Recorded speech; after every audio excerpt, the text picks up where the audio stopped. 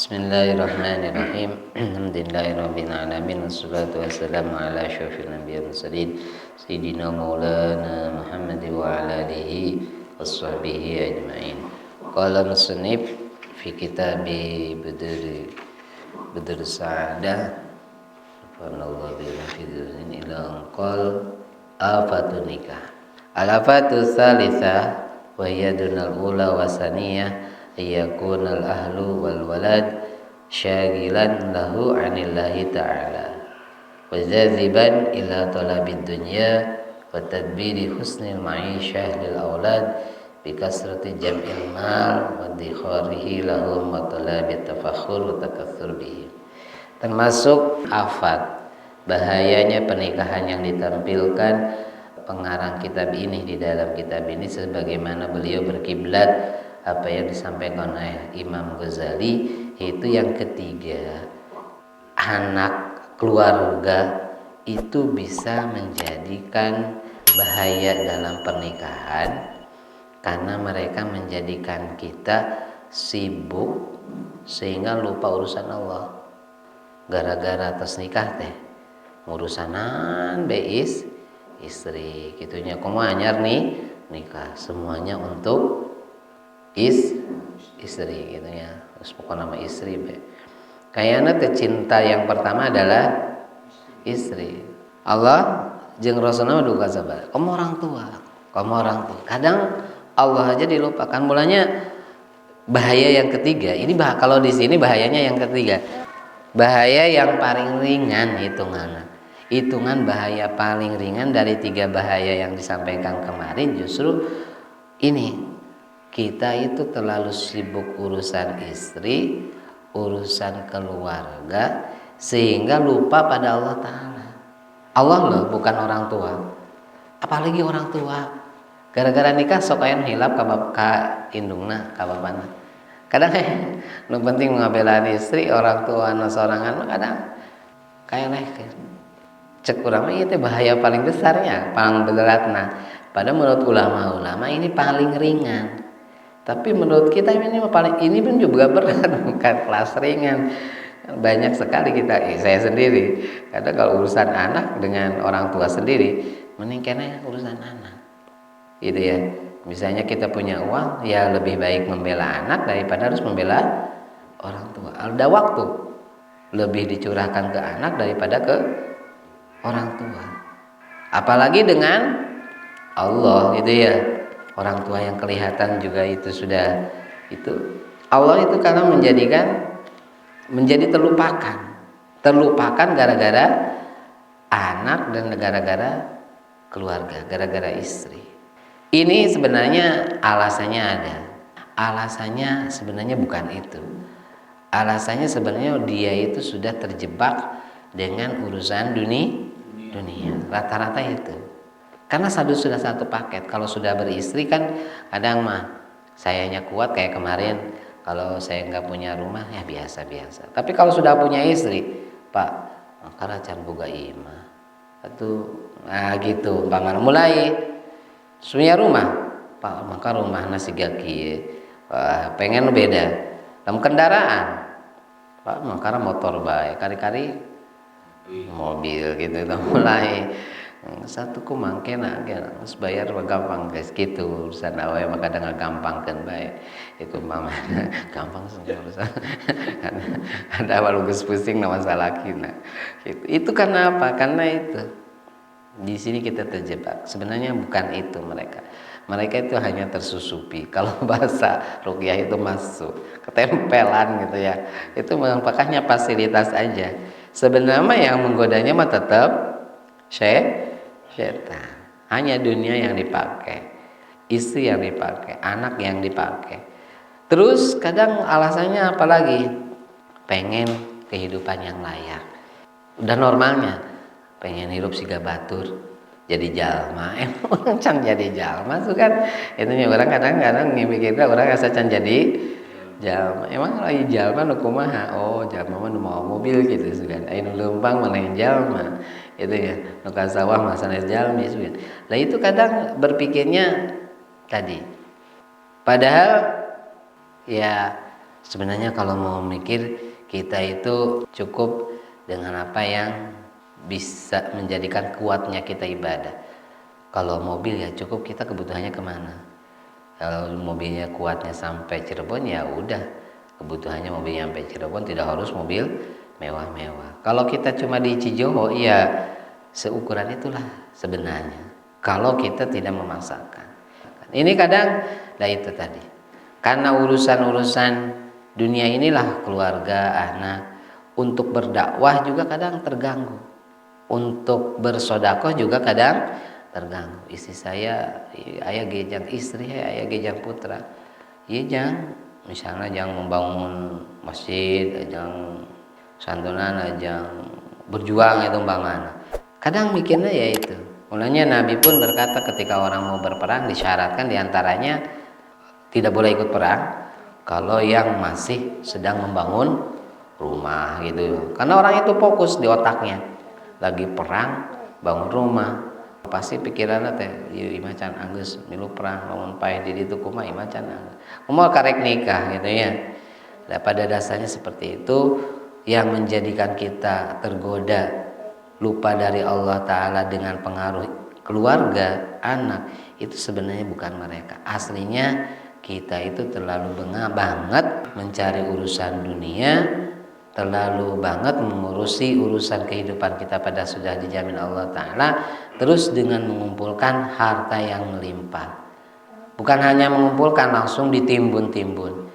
Uang yang sudah ratusan juta itu sudah ditimbun. Toh umpamanya uang itu dimanfaatkan, bisa manfaat, tapi lebih aman kita simpan. Bahasanya kan gitu, sering-sering kita ngomong, aman kene disimpan di bank lah, aman. Aman tapi itu jadi pahala tetap rugi gitu ya. Kadang pikir kita kalau yang paling aman itu adalah bank. Kayak kita itu sudah tidak percaya Allah. Yang aman itu yang dititipkan ke Allah Ta'ala, dititipkan ke masjid aman. Nanti kan diambil kayak pageto di surga gitu ya, di akhirat dititipkan ke budak yatim, dititipkan ke madrasah, dititipkan ke tempat-tempat yang bagus gitu ya. Kan dititipkan sama, nanti besok diambil, itu pun dititipkan, dan ini aman. Insya Allah itu akan berlipat-lipat ganda. Kalau di dunia enggak bakal, yang nitipnya 100 juta ya paling naiknya berapa persen. Kalau di akhirat nitip 1000 saja sudah kelipatan berapa? 700 kali lipat. Kalau 1000, kalau 100 juta tinggal kalikan sendiri. Nah ini pada akhirnya alhaakumut takatsur hatta zurtumul maqabir. Mereka itu terlalu lupa karena mereka terlalu memperbanyak harta, menjadi lalai. Hatta zurtumul maqabir, sehingga mereka, kalian semua masuk ke liang lahat. Itu ya, sehingga kalian semua masuk ke liang lahat. Nah ini afat yang ketiga menurut ulama ini adalah ringan, tapi bagi kita mah tetap saja berat. Kesimpulannya dari bahaya dan manfaat nikah itu seimbang. Ada afatnya, ada manfaatnya. Tapi personalnya beda-beda. Ada yang bagi pribadinya masing-masing beda. Ada yang banyak faedahnya, ada yang banyak afatnya. Kalau kita lihat, cek kurang mah ieu teh loba keneh afatna hari nikah teh. Tara ibadah urang mah lamun geus nikah teh kalah teh hayangna teh jeung istri bae. Mung tajuk gitu. Hayangna teh di kamar bae. Geus cerai we teh wah bahaya gitu. Malah ngajak cerai. Gitu nya. Rata-rata nu digunakan anak. Gini teh hadir, ya budakna rewel. Ini teh hadir anak istri rada kumaha gitu itunya. Gitu kadang alasan-alasan yang digunakan kadang ya dua tadi.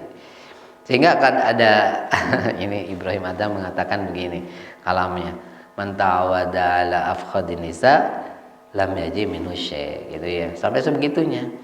Orang itu kalau sudah terbiasa ya membiasakan diri terus saja diem di Bahasanya agak gitu, membiasakan terus bareng dengan diantara paha-pahanya istrinya, itu lam yaji minhu syai', maka tidak bisa melakukan apa-apa, tidak ada hasil dari orang tersebut. Orang anu sok didekep beku non istri gua jeung istri nabe tidak akan menghasilkan apa-apa. Ini Ibrahim Adham berkata ya.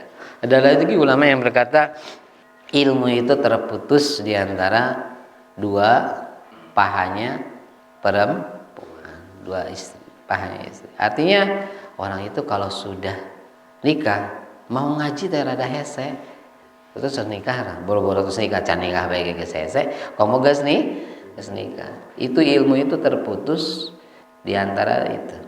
Yaitu karena apa? Karena itu. Bahkan di dalam ayat itu ada ya Pak, ada ayatnya apa? Zina linnasi hubus syahwat. Orang itu diciptakan Allah Ta'ala di zayin ya, diciptakan dengan hiasan. Dia itu mencintai syahwat. Syahwat, keinginan-keinginan. Ternyata keinginannya yaitu minan nisa, ya, istri, anak, gitu ya. Terus harta yang berlimpah, gitu ya. Terus apa lagi? Harta berlimpahnya itu emas, perak. Kalau kita mas perak nggak ngumpulin ternak, gitu ya. Kuda kalau di Sijo Holanda mah, wal khail itu ada ditampilkan di situ. Termasuk yang menjadikan orang lupa dari Allah, terhiaskan dirinya dengan dunia, yaitu kuda. Padahal kuda sunnah Rasul ya. Tapi itu bisa menjadikan orang lupa dari Allah Ta'ala. Senang kuda, hari kuda mah diurusanan yang isukana geus dimandian geus usapan. Hari manehna ya can itu misalnya itu bagian dari zina, tazyinnya Allah Ta'ala, dari hiasan-hiasan yang Allah tampilkan pada manusia sehingga lupa, sehingga senang bersyahwat. Terus apa lagi? Sawah itu ya, ladang itu bisa jadikan lupa. Itu di surat apa sih? Surat Ali Imran mungkin ya. Ali Imran ayat 14 atau insyaallah ayat Ali Imran ayat 14. Zuina linnasi hubus syahwati minan nisa gitu ya. Ternyata memang di antara afatnya nikah seperti itu menduakan Allah Ta'ala, menjadikan kita lupa pada Allah Ta'ala. Semoga pernikahan yang kita lakukan itu pernikahan yang murni untuk melaksanakan sunnah Rasul, justru pernikahan yang untuk beribadah kepada Allah, nikahan yang menjadikan saling menolong antara kita dengan istri untuk mencapai keridhaan Allah Ta'ala. Alhamdulillah kita dengan istri justru ta'awun ala maksiyahnya. Kita justru dengan istri naudzubillah saling tolong dengan maksiat. Kita berusaha arahkan istri kita untuk selalu seperti itu. Pernikahan kita jangan sampai menjadi permusuhan kita nanti di hari kiamat nanti di yaumil hisab. Naudzubillah min. Semoga Allah menjadikan mawaddah warahmah pernikahan kita menjadi pernikahan yang abadi di dunia wal akhirah. Kita menjadi kumpul bersama keluarga semuanya di dalam rahmat ridhonya dan syafaatnya Rasulullah SAW. Ninafi wal barakah al-Fatihah. Bismillahirrahmanirrahim. Iyyaka na'budu wa iyyaka nasta'in. Shiratal mustaqim. Shiratal ladzina an'amta 'alaihim ghairil maghdubi 'alaihim waladdallin.